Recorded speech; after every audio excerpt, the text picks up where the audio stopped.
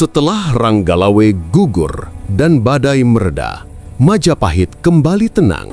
Tapi ketenangan itu hanya topeng. Ada bara yang menyala diam-diam. Bara yang kelak meledak menjadi pemberontakan kedua dalam sejarah awal Majapahit.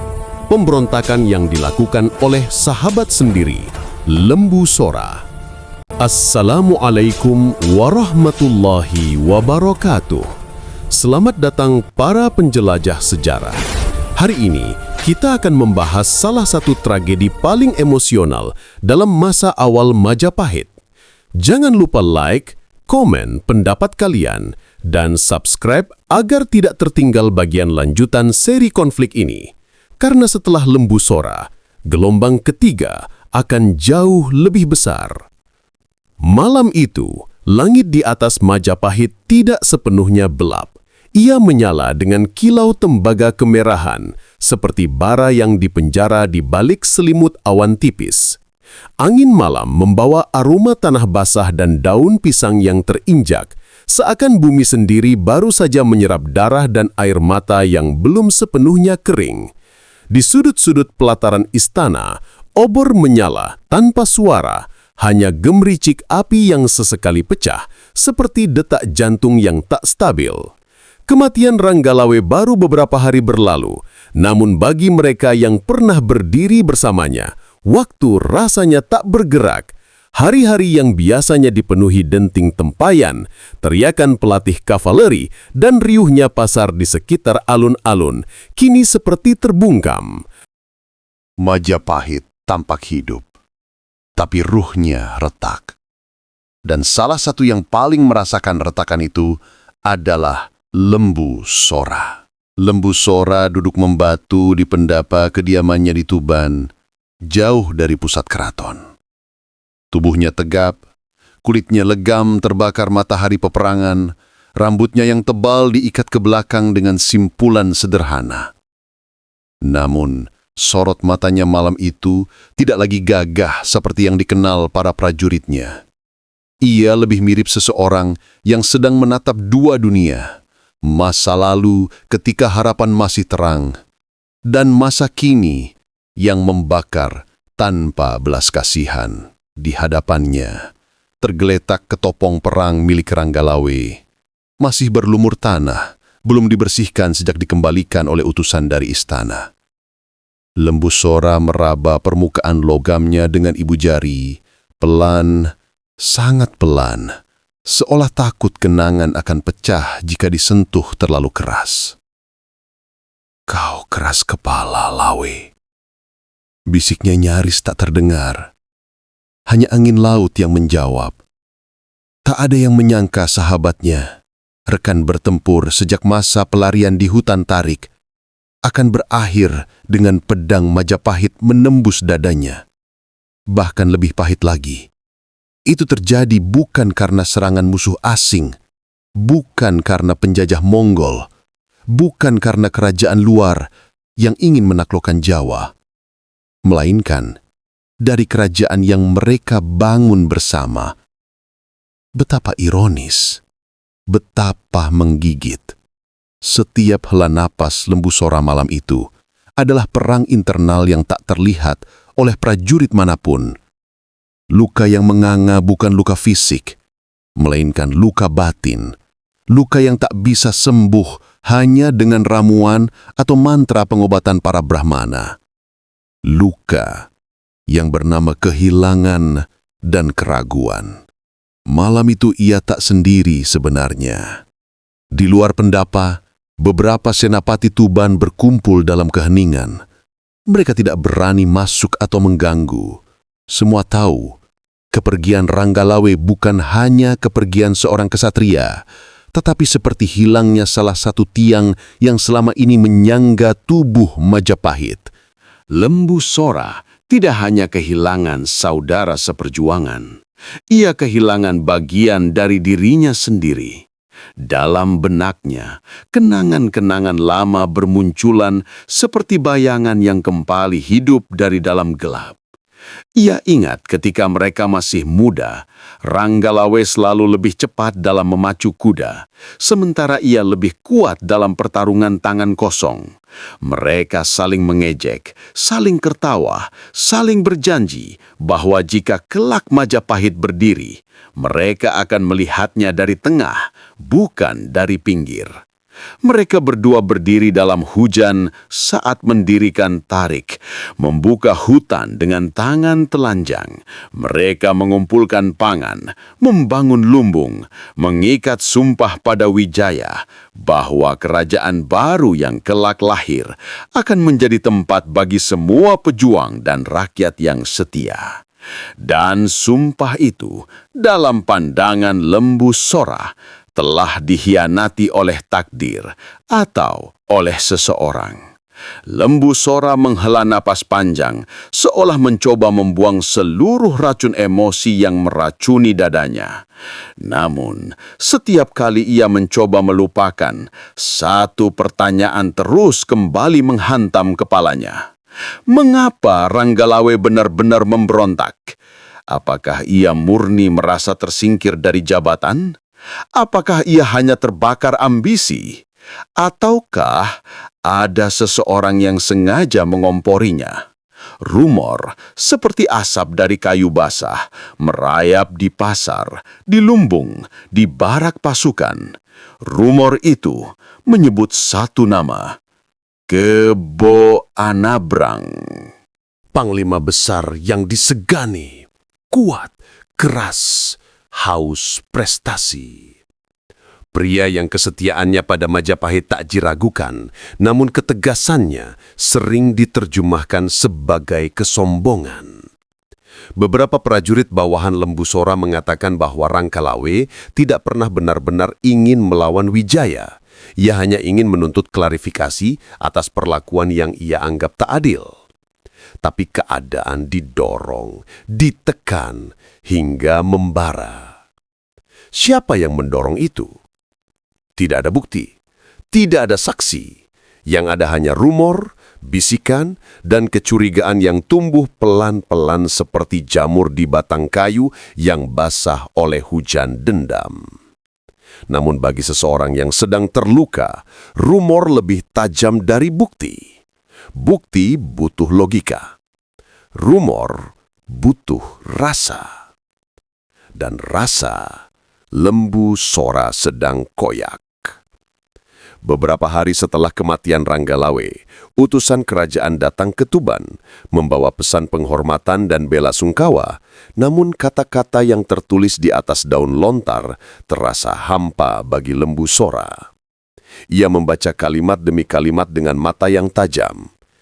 Ranggalawe gugur sebagai kesatria yang menentang kerajaan.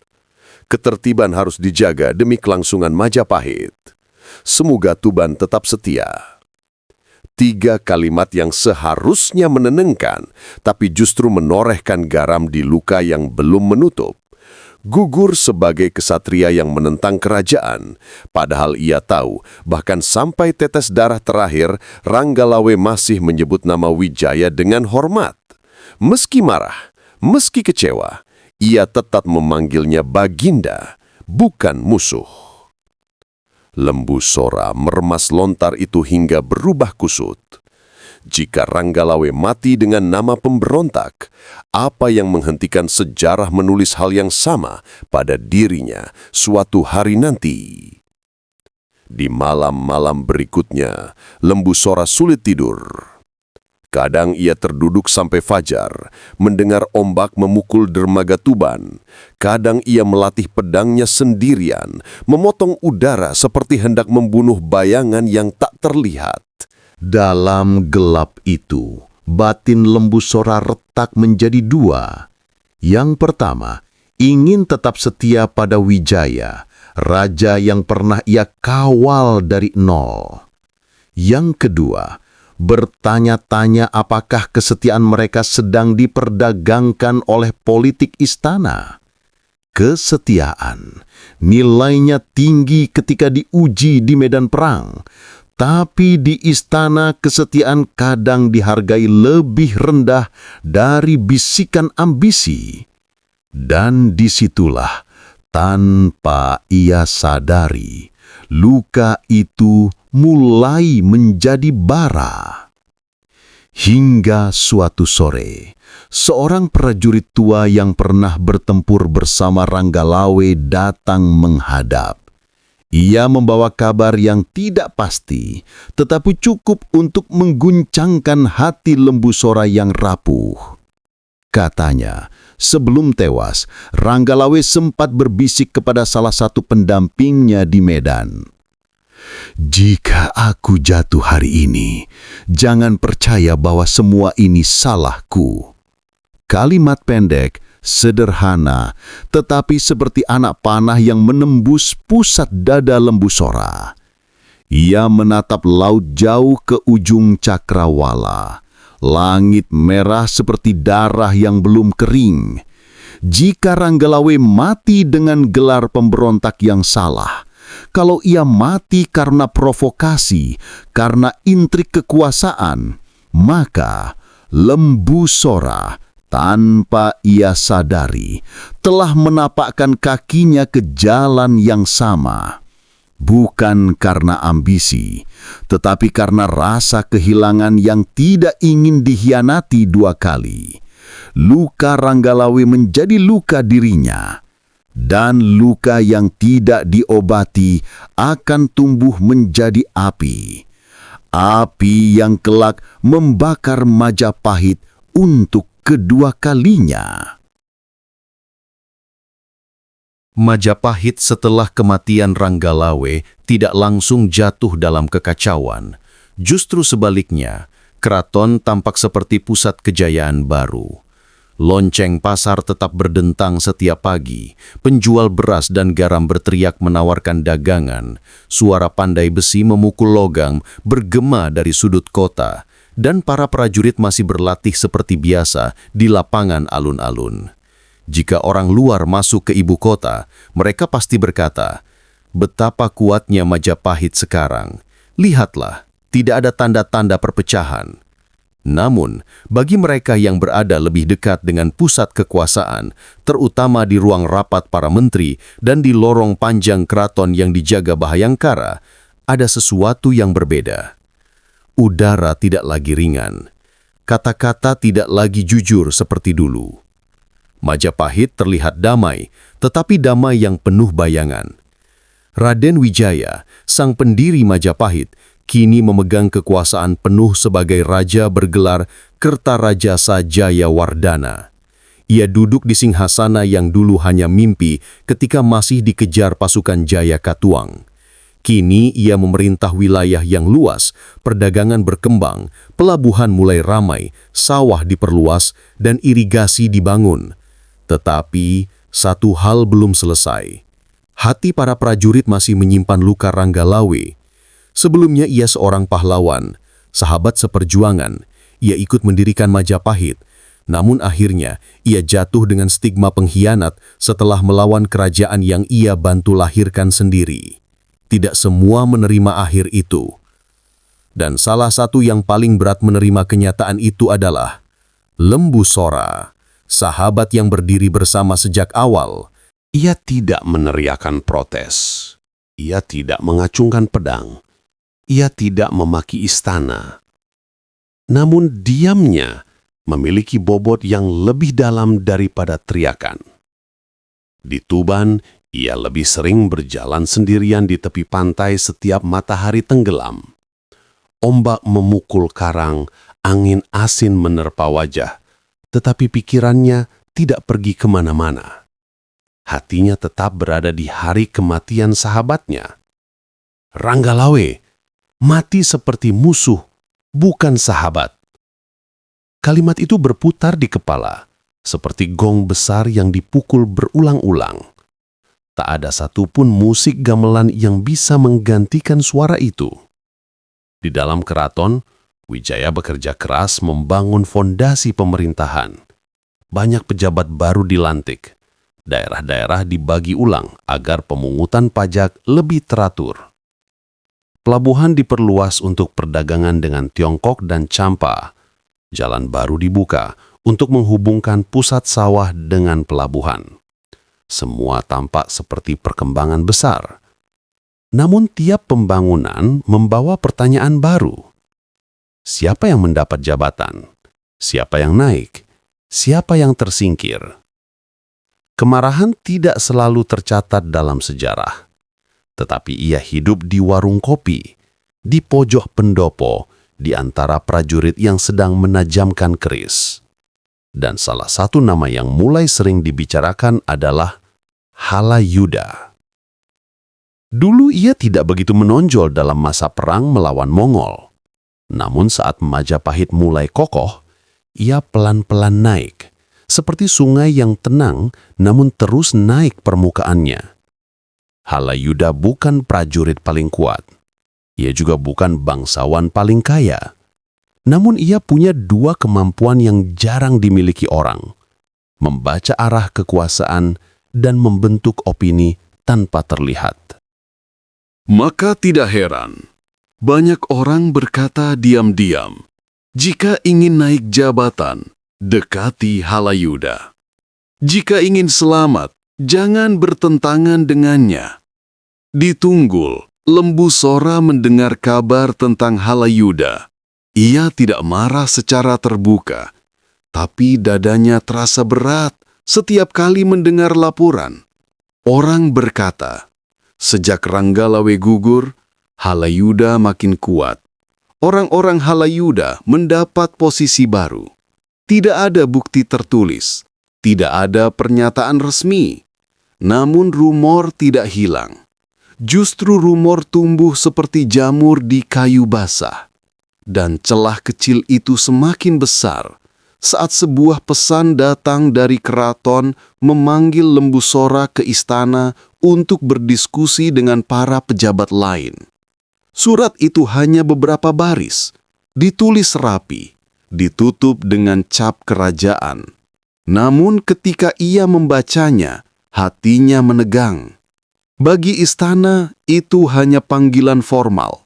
Bagi Lembu Sora, itu seperti undangan ke meja penghakiman. Kepercayaan yang rapuh membuat sesuatu yang biasa terlihat mengancam. Saat Lembu Sora datang ke istana, ia berjalan di antara dua barisan prajurit Bahayangkara bersenjata. Tidak ada yang menyerang, tetapi sorot mata mereka tidak seperti dulu. Bukan sorot hormat, melainkan sorot waspada. Di Balairung, Wijaya menyambutnya. Namun suara raja tidak sehangat dulu. Lembu Sora, Majapahit masih membutuhkanmu, ujarnya tenang. Lembu Sora menunduk penuh hormat, tetapi hatinya tidak tenang. Kalimat raja terasa bukan sebagai pujian, melainkan sebagai penegasan posisi. Berguna selama loyal, berbahaya jika berbeda arah. Halayuda berdiri di sisi kiri Wijaya. Ia tidak bicara, hanya tersenyum tipis. Senyuman halus tetapi tajam seperti bilah keris. Lembu Sora menatapnya sebentar. Ia tidak tahu apakah Halayuda musuh, sahabat, atau hanya bayangan kekuasaan. Tapi untuk pertama kalinya, ia merasakan keraton bukan lagi rumah. Setelah pertemuan itu, Lembu Sora kembali ke Tuban dengan pikiran yang semakin gelap. Ia berpura-pura baik-baik saja, tetapi malam-malam panjangnya penuh kegelisahan. Laut yang dulu menenangkan, kini terasa seperti saksi bisu kemarahannya. Di waktu yang sama, Halayuda di keraton mengatur banyak hal. Ia tidak pernah menyebut nama Lembu Sora dalam rapat secara terang-terangan, tetapi ia pandai menempatkan kalimat-kalimat kecil yang menumbuhkan curiga. Ia sering mengucap, tenang seperti air, tapi menikam seperti racun. Lembu Sora tampak berbeda sejak Ranggalawe mati. Ia terlalu sering menyendiri. Apakah ia kecewa dengan keraton? Semoga ia tetap setia kepada raja. Kalimat-kalimat ini tidak terdengar seperti tuduhan, tetapi bibit yang ditanam di kepala banyak pejabat. Setiap bibit tumbuh, dan Majapahit tanpa sadar mulai terpecah, bukan oleh perang luar, tapi oleh pikiran dalam. Di permukaan, Majapahit tetap megah. Festival panen tetap digelar. Para penari menari di depan pendapa. Anak-anak bermain di lapangan dengan riang. Tetapi jauh di balik musik gamelan ada sesuatu bergerak. Kegelisahan Lembu Sora di Tuban, kekuasaan Halayuda yang makin menguat, keraguan Wijaya pada sahabat lamanya sendiri. Dan ketika tiga hal itu bertemu dalam satu lingkar sejarah, Majapahit bersiap menyambut badai gelombang kedua. Kebo Anabrang dikenal keras, ucapannya tajam dan tidak suka dibantah. Namun, di Majapahit, sifat itu sering dianggap perlu. Ia adalah pedang tajam kerajaan, bagian yang bekerja cepat, kuat, dan kadang terlalu kejam bila dibiarkan tanpa kendali. Lembu Sora sebaliknya, tegas tapi hatinya mudah tersentuh hal yang menyangkut sahabat. Ia memegang prinsip bahwa kehormatan adalah napas prajurit. Seseorang boleh kalah di medan perang, tapi tidak boleh dikubur tanpa harga diri. Dengan membawa luka batin karena Ranggalawe, Lembu Sora memendam api yang makin panas setiap hari. Dan di saat luka itulah, Halayuda mulai bergerak. Ia tidak membawa pedang. Ia tidak membawa pasukan. Ia hanya membawa kata-kata. Halayuda tidak pernah terlihat mencaci Kebo Anabrang di depan umum. Ia juga tidak pernah memprovokasi dengan lantang. Semua gerakannya halus, seperti air kecil yang terus mengikis tebing. Di koridor keraton, di ruang latihan prajurit, di rumah pejabat yang baru naik pangkat, orang-orang mulai membicarakan dua nama. Ranggalawe yang mati dan Kebo Anabrang yang hidup tapi tidak disukai sebagian bangsawan. Tak ada yang tahu siapa yang menyebarkan cerita. Namun, di banyak telinga, kalimatnya serupa. Kalau bukan Anabrang yang memicu pemberontakan Ranggalawe dulu, siapa lagi? Kalau Ranggalawe tidak ditantang sampai mati, mungkin ia kembali pada raja. Kematian Ranggalawe terlalu cepat, terlalu mudah, terlalu sepi dari keadilan. Kata-kata itu tidak keras, tapi mengendap. Kata-kata yang tidak perlu disampaikan Halayuda secara langsung, cukup orang lain yang meneruskan, cukup rumor yang bekerja sendiri. Yang perlu dilakukan Halayuda hanya satu, menonton dua api saling mendekat. Suatu senja, Lembu Sora dipanggil ke balairung kecil di dalam keraton. Bukan sidang, bukan forum resmi, hanya pertemuan terbatas, seolah sengaja dibuat agar tampak pribadi namun penuh arti. Kebo Anabrang sudah menunggu di sana, duduk dengan ekspresi dingin. Tatapannya tajam seperti ujung tombak yang ingin menusuk lawan bicara sebelum perang dimulai. Beberapa saksi hadir, dan di antara saksi itu, Halayuda. Raden Wijaya tidak hadir. Apakah beliau tahu? Belum tentu. Di ruangan itu dua tokoh besar duduk berhadap-hadapan. Suasana terasa berat. Tiang-tiang balairung seperti ikut menahan napas. Angin pun tidak berani bergerak banyak. Kebo Anabrang membuka suara duluan. Lembu Sora, kau tidak menelan kekalahan sahabatmu dengan baik. Ranggalawe memberontak. Dan setiap pemberontak harus menerima akhir yang sama. Lembu Sora mengepal. Rahangnya mengeras. Tapi apakah ia benar-benar pemberontak? Atau ada yang membuat ia tampak seperti itu? Anabrang tertawa kecil. Tawa yang lebih seperti ejekan. Orang yang kalah selalu mencari alasan. Kalimat itu menampar. Halayuda yang mendengar hanya menunduk sedikit, seolah bersedih, tapi bibirnya nyaris tersenyum samar-samar. Ia tahu percikan sudah jatuh tepat ke bahan bakar. Lembu Sora akhirnya berdiri. Kau bicara seolah nyawa sahabatku adalah angka dalam laporan perang. Kebo Anabrang tidak bergerak, tapi matanya membara. Kalau dia tidak ingin mati, dia seharusnya tidak mengangkat senjata pada keraton. Pertemuan itu berakhir tanpa kesepakatan, tanpa jabat tangan, hanya dua dada yang dipenuhi bara. Dan Halayuda pulang dengan langkah pelan, seperti seseorang yang baru selesai menabur benih. Keduanya masih menjalani tugas, keduanya masih memberi hormat pada raja. Namun, semua orang tahu, kedamaian itu hanya selimut tipis yang menutupi api besar. Pasukan Anabrang dan pasukan Sora mulai menjaga jarak. Di arena latihan, prajurit Tuban enggan berdampingan dengan prajurit Anabrang. Di pasar Tuban, pedagang enggan mengirim beras ke pasukan Anabrang kecuali dipaksa. Di pelabuhan Canggua, para nakoda mulai bisik-bisik soal perang sesama bangsawan. Majapahit retak, tapi diam. Seperti tembok tua yang hanya menunggu satu pukulan terakhir agar runtuh. Raden Wijaya mendengar kabar itu. Ia mencoba memanggil keduanya beberapa kali, namun jawabannya sama. Saya tetap setia pada Paduka. Satu kalimat itu terdengar indah, tapi tidak jujur. Malam gelap, hujan turun pelan, udara basah membawa aroma daun dan tanah. Di sebuah balai pertemuan kecil dekat tepi hutan, Lembu Sora dipanggil oleh seseorang yang mengaku pembawa pesan keraton. Namun ketika ia tiba, tidak ada utusan. Yang ada hanya dua prajurit muda yang ketakutan dan satu kabar mengejutkan.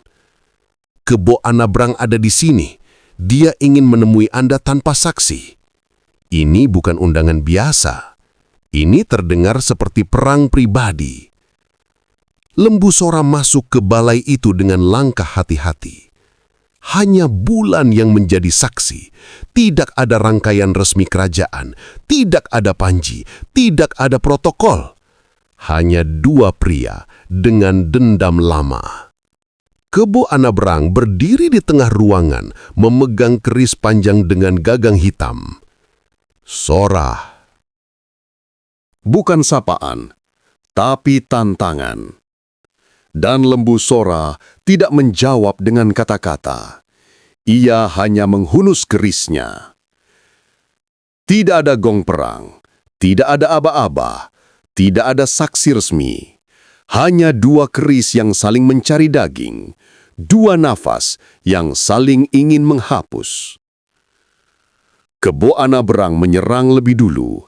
Gerakannya cepat, ganas, seperti banteng yang sedang menyeruduk. Sora menangkis, mundur satu langkah, lalu balas menyerang. Gerakannya tidak secepat Anabrang, tapi lebih terukur, lebih berhati-hati, seperti harimau tua yang menunggu celah kecil. Suara besi bertemu besi menggema seperti kilat yang turun berkali-kali. Beberapa sumber lisan mengatakan pertarungan itu berlangsung lama. Ada yang menyebut mereka bertarung sampai keluar halaman, berguling di tanah basah. Ada yang mengaku melihat dari kejauhan, tapi tidak berani mendekat. Yang pasti, ketika hujan berhenti, Kebo Anabrang tidak lagi berdiri. Darahnya mengalir di tanah. Matanya terbuka, namun kosong. Tubuhnya terdiam, seperti patung perang yang patah. Lembu Sora terjatuh berlutut. Kerisnya berlumur merah, kangannya bergetar. Ia tidak bangga. Ia tidak menang. Ia hanya kehilangan lagi seseorang yang dulu berjuang bersama. Namun, di sisi lain, Halayuda tersenyum kecil saat mendengar kabar kematian Anabrang keesokan harinya. Majapahit baru saja kehilangan satu panglima lagi, dan retakan di tubuh kerajaan kini berubah menjadi luka terbuka. Berita menyebar lebih cepat dari angin. Belum matahari naik tinggi, seluruh keraton tahu. Kebo Anabrang mati, dan darahnya ada di tangan Lembu Sora.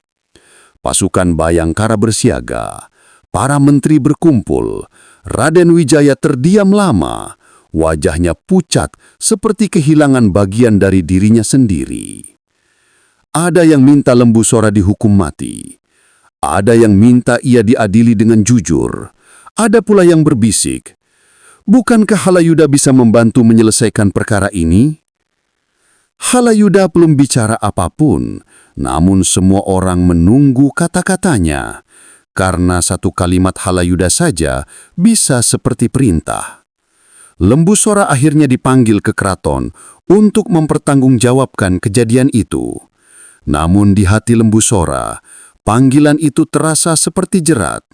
Dan saat ia berangkat ke keraton, pasukan Tuban mulai resah, mulai bersiap senjata, mulai bertanya satu kalimat yang mengubah sejarah. Jika raja menghukum Sora, lalu apa lagi yang bisa kita percaya? Dengan itu, Majapahit mulai bergerak menuju perang saudara berikutnya. Gelombang kedua telah bangkit. Gelombang yang bernama Pemberontakan Lembu Sora. Kematian Kebo Anabrang menyebar seperti api yang menjilat ladang kering. Belum genap sepekan sejak duel itu terjadi, Majapahit sudah terbagi dalam dua pembicaraan. Mereka yang menganggap Lembu Sora harus dihukum. Mereka yang percaya ia hanya korban keadaan dan rasa kehilangan sahabat. Namun satu hal pasti, sidang harus dilakukan. Karena tanpa sidang, kematian Panglima Kerajaan menjadi noda yang tak bisa dibasuh. Seorang prajurit Bayangkara dikirim ke Lasem, membawa perintah kerajaan. Bukan surat lembut, melainkan surat yang kaku. Lembu Sora diharuskan hadir menghadap raja untuk menjelaskan kematian Kebo Anabrang. Tidak ada kata harap, dimohon, atau mohon klarifikasi. Yang ada hanyalah perintah. Tegas, formal, dingin. Dan kata diharuskan terasa seperti belenggu. Para tetua Lasem cemas. Para prajurit mulai saling menatap, menimbang.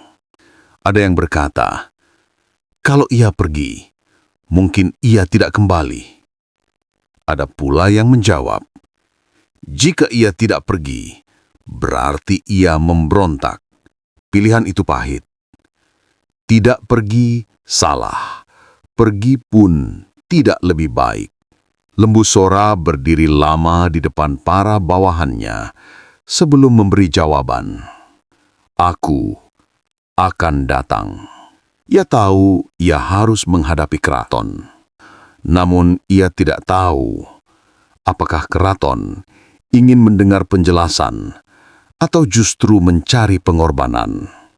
Balerung kerajaan hari itu tegang. Para adipati berkumpul. Senopati berdiri dalam formasi resmi. Raden Wijaya hadir, namun wajahnya seperti memikul beban terlalu berat. Lembu Sora berjalan masuk tanpa membawa pasukan. Hanya ditemani beberapa pengawal setia dari Lasem. Di satu sisi Balairung tampak pendukung Halayuda. Di sisi lain, tampak pejabat yang dulu dekat dengan Ranggalawe. Dua udara yang tidak pernah bisa bercampur. Ketika sidang dimulai, Halayuda maju sebagai suara yang paling didengar. Paduka, ucapnya pelan, sangat halus. Dua panglima telah gugur dalam masa muda Majapahit. Jika kita membiarkan yang hidup bertindak tanpa kendali, siapa lagi yang akan mati berikutnya? Kalimatnya lembut, tapi efeknya tajam. Semua kepala menunduk, seolah menyetujui tanpa ingin terlihat terang-terangan. Lembu Sora maju selangkah. Aku tidak ingin Anabrang mati, tapi ia menghunus keris. Aku melawan untuk hidup, bukan untuk membunuh.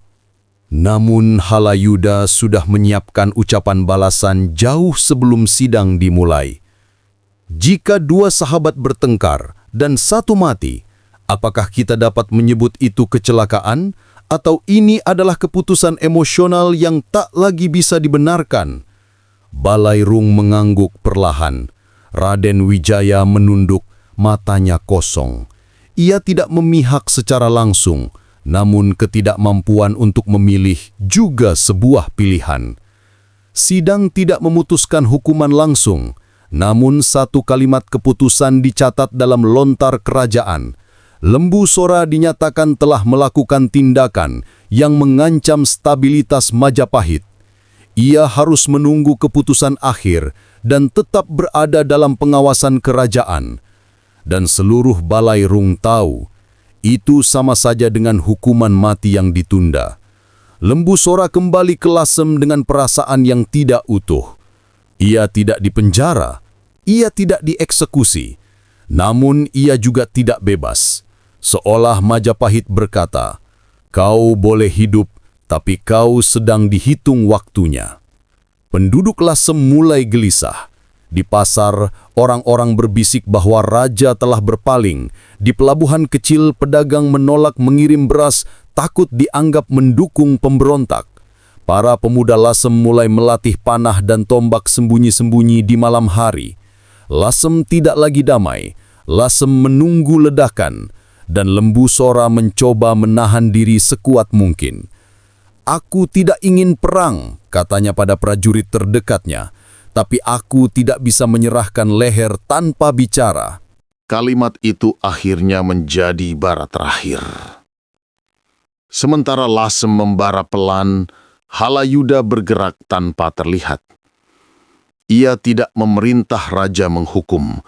Ia juga tidak memerintah Lembu Sora memberontak. Ia hanya memastikan situasi tetap panas pada dua sisi, tetap tak berjumpa titik damai. Ia mendekati bangsawan satu persatu. Jika Sora dibiarkan bebas, besok bisa muncul Sora lain. Ia bicara pada prajurit Bayangkara. Majapahit tidak boleh tampil lemah. Ia bicara pada Kasim-Kasim yang mengurus pesan istana. Sampaikan pada Lasem bahwa kerajaan belum mengambil keputusan. Satu kalimat itu membuat seluruh rakyat Lasem merasa tidak ada masa depan yang pasti. Dan manusia yang tidak punya kepastian mudah memilih jalan perang daripada menunggu mati pelan.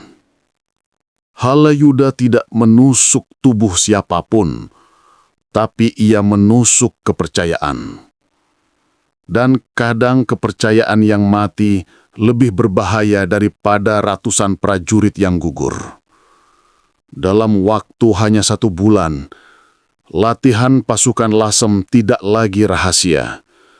Gerakan prajurit Bayangkara mulai mempertegat pengawasan. Beberapa pembesar daerah utara mulai mengirim dukungan diam-diam. Para penulis lontar mencatat rumor besar. Lasem bersiap melawan Majapahit. Dan akhirnya, setetes terakhir jatuh. Ketika seorang utusan istana datang membawa kabar bahwa keputusan akhir belum juga dijatuhkan, rakyat Lasem marah. Berapa lama pahlawan harus menunggu keputusan hidup atau mati? Mengapa Paduka tidak mau bicara langsung? Apakah Lembu Sora dianggap musuh? Pada malam yang gelap itu, seorang pemuda mengangkat tombak dan berteriak dari atas gapura desa, "Jika raja tidak memutuskan, biar kita yang memilih nasib sendiri." Sorakan menyambut, genderang dipukul, dan lantunan perang naik ke udara. Lembu Sora berdiri paling depan. Tidak ingin, tapi tidak bisa mundur. Kalau Majapahit memanggilku sebagai pemberontak, ia menghunus keris, maka aku akan menjawab sebagai laki-laki. Dengan itu, gelombang kedua pemberontakan resmi dimulai. Lasem menyala dan Halayuda tersenyum. Senyuman seseorang yang melihat rencana berjalan tepat seperti yang diinginkan. Majapahit baru saja masuk babak konflik yang lebih gelap. Malam di Majapahit biasanya sunyi. Hanya suara katak dari sawah dan serangga dari rumpun bambu yang menemani temaram obor penjaga gerbang. Namun malam itu berbeda. Udara terasa berat. Angin seperti membawa firasat buruk. Di pendopo dalam, Sri Kertarajasa duduk seorang diri. Sejak kegaduhan politik terakhir, wajahnya tak pernah benar-benar tenang. Kerajaannya masih berdiri megah, tetapi retaknya terasa dari dalam seperti tembok besar yang halus permukaannya, namun rapuh pada dasarnya. "Di mana salahku?" bisiknya lirih. Tak ada jawaban, hanya suara api obor yang pecah kecil dalam keheningan. Selama berbulan-bulan, ia berusaha menjaga para senopati besar tetap setia. Lembu Sora, Nambi, Kebo Anabrang, yang kini namanya jadi bisik-bisik setelah ia tewas. Dan Halayuda yang perlahan memenangkan kepercayaan raja. Kematian Kebo Anabrang itu titik pecah yang tak pernah sembuh. Lembu Sora merasa itu tak adil. Nambi diam-diam sepakat, namun lebih hati-hati dalam menyampaikan sikap. Sedangkan Halayuda seperti ular berbisa di tengah ilalang. Tak banyak bersuara, tapi sekali menggigit bisa mematikan. Dan malam itulah, segala bara dalam sekam mulai menyala. Gamelan tak lagi ditabuh. Pertunjukan wayang wong yang biasa meramaikan istana malam hari dibatalkan. Semua terasa hampa. Lembu Sora memasuki istana lewat jalan kecil di belakang keputren bersama dua pengawal setia. Ia tak ingin terlihat banyak mata, terutama mata Halayuda. Ia tahu kepala senopati itu kini seperti api, mudah tersulut. Namun Sora juga tahu bahwa diam terlalu lama hanya akan menjerumuskan Majapahit dalam kecurigaan tanpa ujung. Nambi turut hadir, wajahnya tegang. "Kita harus bicara dengan raja," ucap Nambi pelan. "Sudah waktunya," Lembu Sora mengangguk. "Kebenaran tidak bisa dibiarkan karam di dasar sungai." Namun sebelum mereka mencapai ruang peraduan raja, sekelompok prajurit istana mencegah mereka masuk. "Maaf, Senopati Lembu Sora, raja tidak berkenan menerima tamu malam ini." Nada sang prajurit kaku, seperti telah diatur. Mata Lembu Sora menyala marah. "Aku tidak meminta izin," ucapnya tegas. Tangan menyentuh gagang keris. Ketegangan menebal, seperti udara sebelum badai. Namun Nambi buru-buru menahan bahu sahabatnya. "Jangan di sini, tidak seperti ini." Sora menatap Nambi, kemudian menurunkan tangan dengan geram. Mereka mundur, tapi tidak pergi. Di dada mereka tumbuh kecurigaan yang semakin mengeras. Sesuatu sedang direncanakan tanpa sepengetahuan mereka. Malam itu, alih-alih usulan pertemuan damai, istana memilih jalan konfrontasi. Dan darah menjadi jawabannya. Sementara Sora dan Nambi pulang dengan hati gelisah, Halayuda bertemu dengan para pengintai dan prajurit kepercayaannya di sebuah gudang senjata kecil di sisi timur istana. Lampu minyak berkedip, menciptakan bayangan yang panjang pada dinding. Saat mereka mulai meragukan raja, saat itulah mereka akan berbahaya, ujar Halayuda dingin. Majapahit harus bersih dari orang-orang yang terlalu besar untuk tunduk.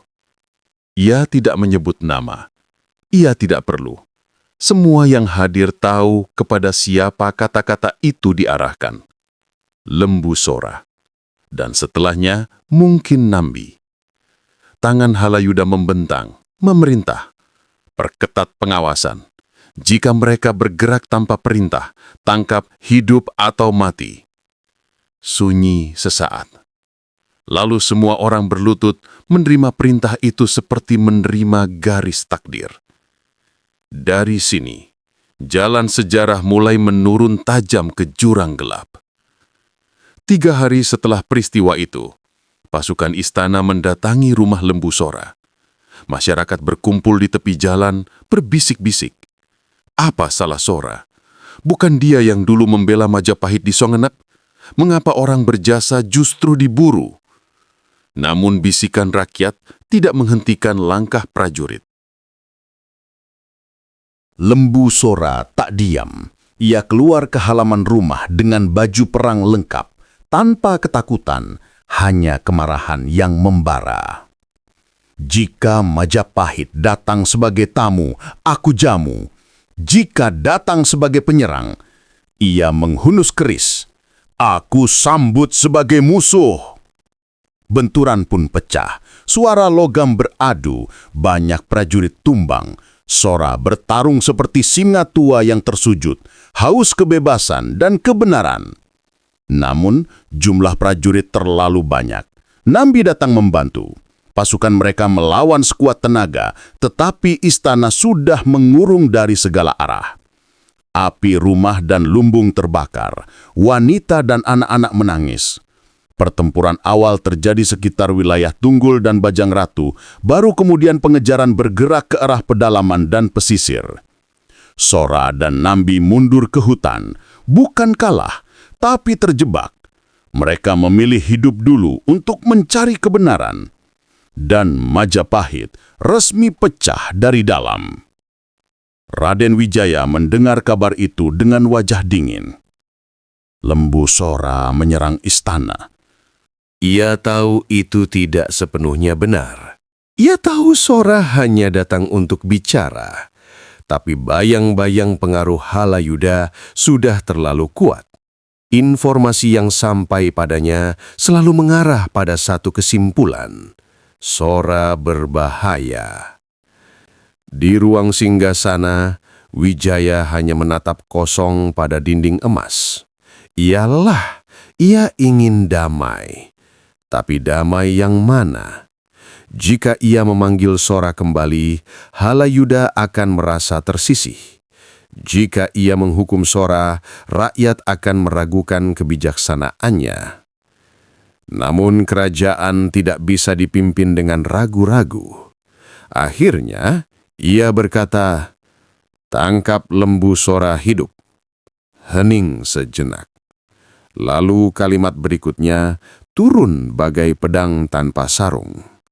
Jika ia melawan, habisi. Keputusan itu adalah luka yang akan membelah Majapahit panjang bertahun-tahun. Pengejaran berlangsung berminggu-minggu. Hutan, desa kecil, sungai dan lembah menjadi saksi bisu pelarian 2 pendekar yang dulu paling dicintai kerajaan. Dan akhirnya Lembu Sora tertangkap. Di pagi yang berkabut, ia dibawa ke lapangan eksekusi. Rakyat memenuhi pinggir jalan. Banyak yang menangis, banyak pula yang takut bersuara. Sora berdiri tegap meski tangannya terikat. Punggungnya tetap seperti batu karang. Raden Wijaya datang tanpa kata. Sora menatap mantan rajanya, sahabat lamanya, dengan mata yang tidak membenci. Justru pilu. Aku tidak ingin memberontak. Aku hanya ingin kebenaran untuk anak berang. Wijaya mengepal tangan. Matanya berkaca-kaca, tapi tak boleh goyah. Halayuda berdiri 1 langkah di belakang. Wajahnya tenang. Terlalu tenang untuk pagi seberat itu. Lembu Sora menutup mata. Jika hari ini aku mati, biarlah rakyat mengingatku bukan sebagai pengkhianat, tapi sebagai orang yang pernah mencintai Majapahit sepenuh hati. Kepala Algojo terangkat, keris pendek berkilat oleh embun pagi. Semua menahan nafas, dan dalam sekali tebas, sejarah berubah. Majapahit menang, tetapi kehilangan hati. Nambi menyaksikan dari jauh. Gigi terkatup, mata memerah. Hari itu ia bersumpah, "Aku akan menuntut keadilan. Jika bukan sekarang, maka kelak dengan darah yang sama merahnya." Eksekusi Lembu Sora menjadi babak baru dalam sejarah Majapahit. Bukan karena kerajaan merayakan kemenangan, tapi karena ketakutan mulai mengalir sebagai hukum baru. Di pasar, orang bicara lirih, menunduk saat nama Sora disebut. Di balai desa, para tetua hanya menghela nafas ketika anak-anak bertanya, "Mengapa pahlawan bisa dianggap pengkhianat?" Sementara itu di istana, Raden Wijaya semakin menutup diri. Ia jarang keluar, jarang tertawa, jarang memanggil para senopati berkumpul seperti dulu. Segalanya terasa dingin, jauh dari kebesaran yang ia impikan saat pertama kali mendirikan Majapahit. Dan Halayuda, pelan, tenang seperti angin malam, mengisi ruang kosong itu. Nambi menyaksikan kematian sahabatnya dari balik kerumunan. Tidak ada teriakan, tidak ada serangan. Ia hanya diam. Tetapi dalam diam itu, badai tumbuh. Setelah semuanya bubar, ia menunggangi kuda menuju hutan, menyeberangi kali kecil, melintasi ladang padi yang baru tumbuh. Angin sore menghempas wajahnya, namun tak sanggup mendinginkan dada yang membara. Di sebuah dangau jauh di pinggir alas tanggul, ia menghentikan kuda dan menatap langit. "Sora," gumamnya, "aku belum selesai." Ia mengingat tawa Sora saat memotong kayu untuk pondasi istana pertama. Ia ingat ketika Anabrang pulang dari perang, tubuh penuh luka tapi mulut masih sempat bercanda. Ia ingat Wijaya muda yang dulu memanggil mereka sahabat, bukan bawahan. Semua itu seperti mimpi lama. Hari itu, Nambi berjanji pada dirinya sendiri. Ia tidak akan melawan Majapahit. Ia akan melawan apa yang membuat Majapahit berubah.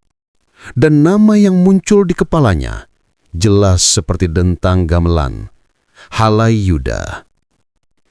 Di ruang dalam istana Majapahit, Halayuda tak lagi berperan sebagai penasehat. Ia seperti tangan yang menekan roda pemerintahan. Perintah selalu datang lewat dirinya. Nama-nama pejabat mulai berguguran pelan. Siapa yang tidak sepihak, hilang. Siapa yang mempertanyakan eksekusi Sora, dicatat. Prajurit-prajurit muda kini lebih takut pada Halayuda ketimbang pada raja sendiri. Dan itu adalah pertanda kejatuhan pertama kerajaan besar, ketika rasa hormat kalah oleh rasa takut. Di Balai Rung Agung, pada suatu malam yang hujan mengguyur seperti jarum, Halayuda memberi laporan panjang pada Wijaya. Seusai Sora jatuh, keamanan lebih terkendali, Paduka. Wijaya hanya mengangguk, tidak semenyum, tidak menolak. Halayuda menambahkan, namun tersisa satu nama yang mungkin membahayakan, Nararya Nambi. Mata Wijaya bergerak, tipis. Nambi tidak mencari ribut. Sora pun demikian pada awalnya. Kalimat itu menusuk lebih dalam daripada keris. Wijaya diam lama, hanya gemericik hujan di luar pendopo yang terdengar.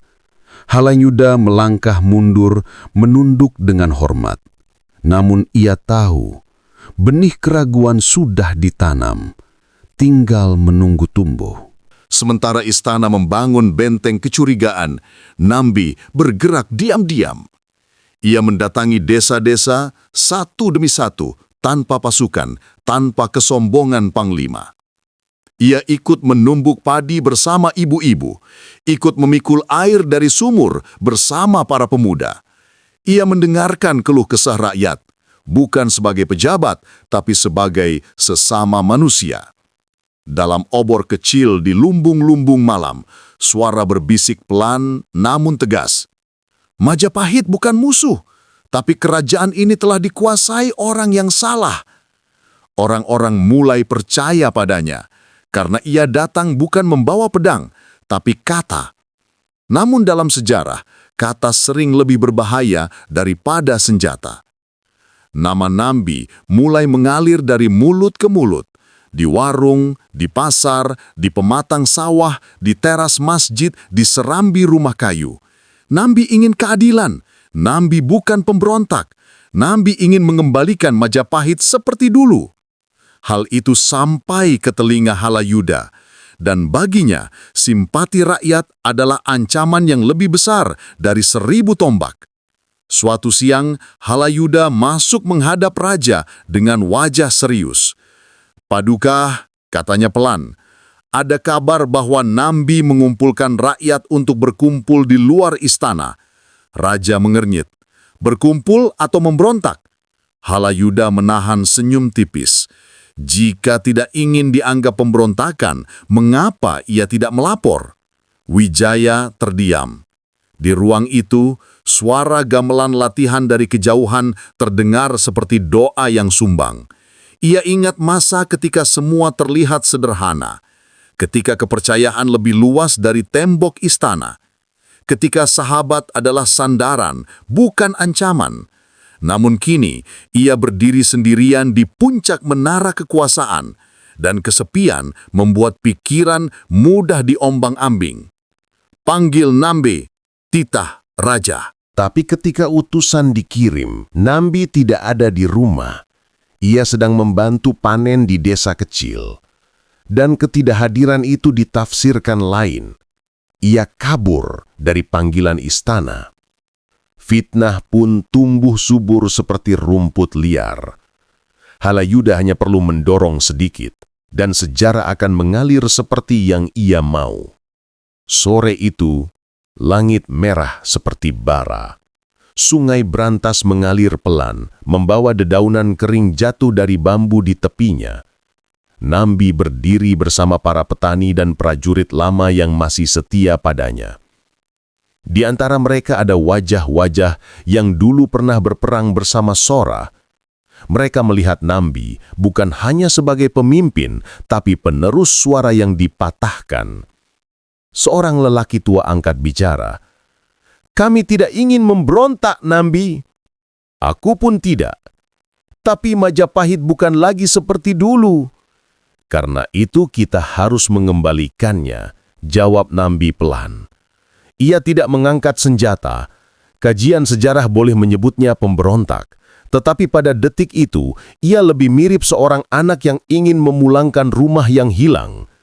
Dan ratusan orang berlutut di depannya. "Kami ikut kau." Mata Nambi berkaca-kaca, bukan bangga, tapi berat. Karena jalan yang terbuka di depannya bukan jalan cahaya, melainkan jalan merah. Perang saudara Majapahit baru saja dimulai. Hari itu, pasukan Nambi bergerak ke arah perbatasan Majapahit. Bukan untuk menyerang, tetapi untuk bertahan. Mereka mendirikan barak di lereng pegunungan dengan kayu pinus dan atap rumbia. Para pemuda desa datang setiap hari menawarkan bantuan. Wanita menyiapkan beras dan ikan asin. Anak-anak berlarian membawa air dari sungai. Dari kejauhan, tambur perang istana mulai terdengar. Halayuda akan memakai nama raja untuk memeranginya. Ia duduk di batu besar menghadap lembah luas, mengingat masa ketika ia berdiri di sisi singgasana, bukan berseberangan dengannya. "Apa aku salah?" tanyanya pada angin. Tidak ada jawaban, hanya gemuruh gelombang di bawah tebing. Nambi menarik napas panjang. "Aku tidak akan mundur." Dan malam itu, pasukan Majapahit tiba. Obor menyala seperti bintang jatuh. Suara langkah kaki ribuan prajurit memecah sunyi. Perang tidak bisa dihindari. Dengan suara tegas namun tenang, Nambi berkata kepada pengikutnya, "Jangan bunuh jika tidak terpaksa. Kita melawan kebijakan yang salah, bukan saudara sendiri." Namun, sejarah tidak pernah selembut nasihat. Begitu trompet perang ditirup, darah pertama jatuh. Dan meski langit gelap, Majapahit terasa lebih gelap dari malam itu sendiri. Begitulah tragedi besar pemberontakan Lembu Sora, kisah loyalitas yang berubah menjadi luka, dan sahabat yang akhirnya saling berhadap pedang. Jika kalian ingin melanjutkan bagian berikutnya tentang pemberontakan Nambi, tulis di kolom komentar, lanjutkan Nambi. Jangan lupa subscribe, like, dan share agar sejarah ini terus hidup dan seri Majapahit kita berlanjut ke bab berikutnya. Wassalamualaikum warahmatullahi wabarakatuh.